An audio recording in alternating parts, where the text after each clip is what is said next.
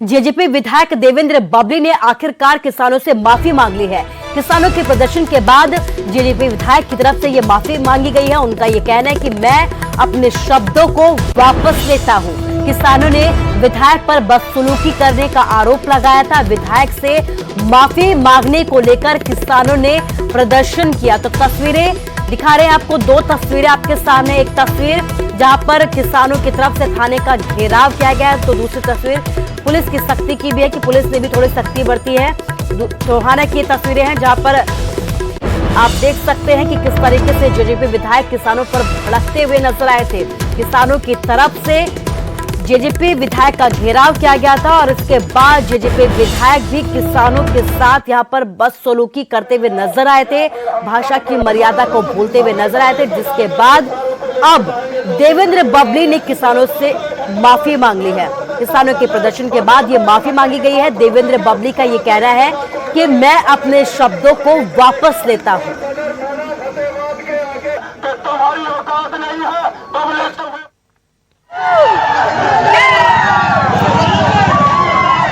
किसानों के प्रदर्शन को देखते हुए टोहाना से विधायक देवेंद्र बबली के सुर बदल गए और उन्होंने किसानों से माफी मांग ली है।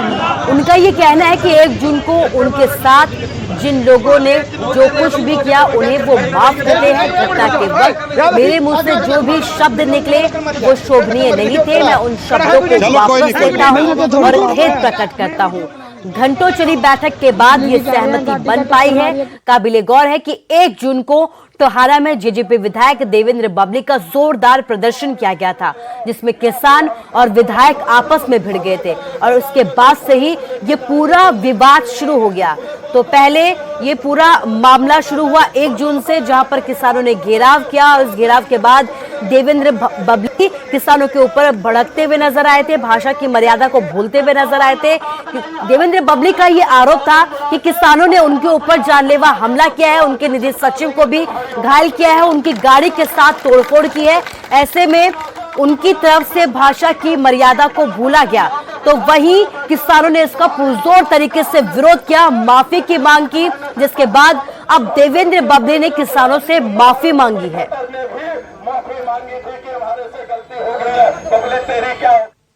जो भी घटना हुई, मैं उस घटना के जो भी दिन लोगों ने मेरे साथ जो किया, मैं उनको अपनी तरफ से माफ करता हूं। और उस घटना के दौरान मेरे से जो कुछ ऐसे शब्द निकले जो कि शोभनीय नहीं थे, क्योंकि मैं एक जनप्रतिनिधि हूं, मैं उन सब शब्दों को वापस लेता हूं और खेद प्रकट करता हूं। 1 तारीख को जो भी मैं टोहाना में आया था, उस दिन जो भी घटना हुई, मैं उस घटना के जो भी दिन लोगों ने मेरे साथ जो किया, मैं उनको अपनी तरफ से माफ करता हूं। और उस घटना के दौरान मेरे से जो कुछ ऐसे शब्द निकले जो कि शोभनीय नहीं थे, क्योंकि मैं एक जनप्रतिनिधि हूं, मैं उन सब शब्दों को वापस लेता हूं और खेद प्रकट करता हूं। ठीक। तो बबली की माफी के बावजूद भी किसान टोहाना के सदर थाने में लगातार डटे हुए हैं। किसानों की मांग है कि बाकी बचे 2 किसानों को भी अब छोड़ दिया जाए। योगेंद्र यादव, राकेश टिकैत और गुरराम सिंह चौधरी भी यहां पर मौजूद है। तो लगातार किसान डटे हुए हैं अपनी मांगों को लेकर। पहले जेजेपी विधायक से माफी की मांग की जा रही थी। जेजेपी विधायक देवेंद्र बबली ने किसानों से माफी मांग ली है, लेकिन अब जो गिरफ्तार किसान है उनकी रिहाई की भी मांग की जा रही है। किसानों का कहना है कि जो बाकी बचे हुए किसान सलाखों के पीछे हैं, पुलिस की तरफ से उनको भी छोड़ा जाए।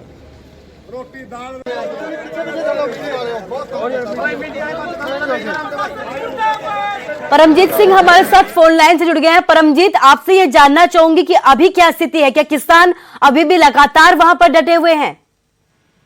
फिलहाल जो है पूरी रात जो किसान धरने पर डटे रहे और फिलहाल भी अभी जो है किसान धरने पर डटे हुए हैं।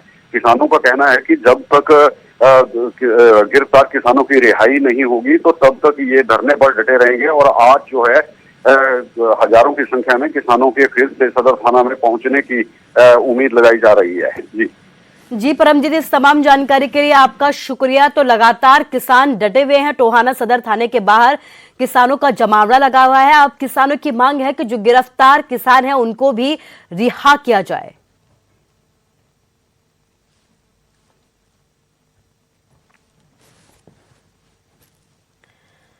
तो 3 कृषि कानूनों पर घमासान भी जारी है। विरोध के तौर पर किसानों ने संपूर्ण क्रांति दिवस मनाया और बीजेपी नेताओं के घरों के बाहर कृषि कानून की प्रतियां जलाई।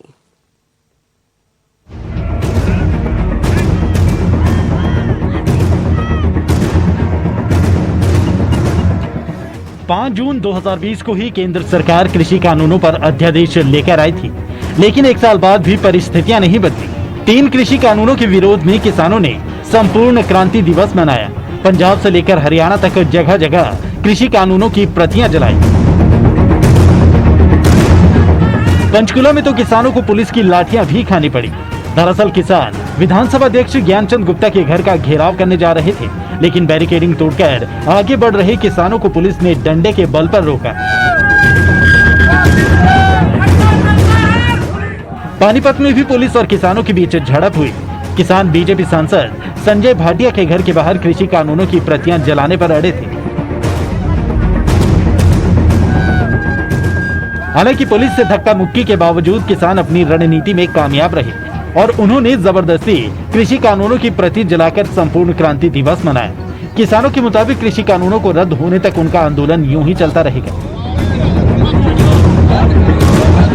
देखो, अभी तक हमारी जो लड़ाई, जिस तरीके से हमने लड़ाई लड़ी है, वो बहुत अच्छी लड़ाई है, बहुत ठीक लड़ी गई है और सही दिशा में लड़ी गई है। सब कुल ऑर्गेनाइजेशन जो है वो हमारे साथ एक है। दूसरा, भाइयों का, हरियाणा वाले भाइयों का, यूपी वाले भाइयों का बहुत सहयोग मिला। अभी हिंदुस्तान की सारी स्टेटों में काले कानूनों का पूरा मतलब कम बखा हुआ है, पूरे सरगर्म हैं लोग। ठीक है, पंजाब और हरियाणा में थोड़ा ज़्यादा है। यूपी और उत्तराखंड में अभी चोन आ रही है, उसमें हम चोन उधर में यूपी और उत्तराखंड में भी जाने का फैसला किया है।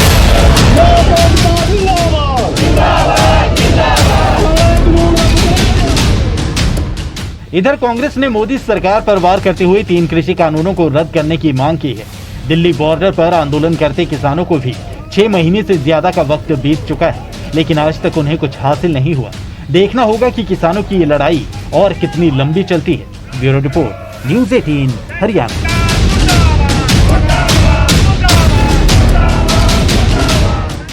बीजेपी सांसद संजय भाटिया ने राकेश टिकैत और गुरनाम सिंह चढ़ूनी पर निशाना साधा है। उनका यह कहना है कि गुरनाम सिंह चढ़ूनी कुछ भी बोल रहे हैं, टिकैत कुछ भी बोल रहे हैं, सब अलग अलग दिशा में जा रहे हैं। किसानों की तो अब चर्चा तक नहीं हो रही। उनका यह भी कहना है कि जिन्होंने आंदोलन शुरू किया था वो आज सही को सही कहने का साहस नहीं जुटा पा रहे हैं। उन्हें डर है कि कहीं ये लठ उन पर ही ना पड़ जाए।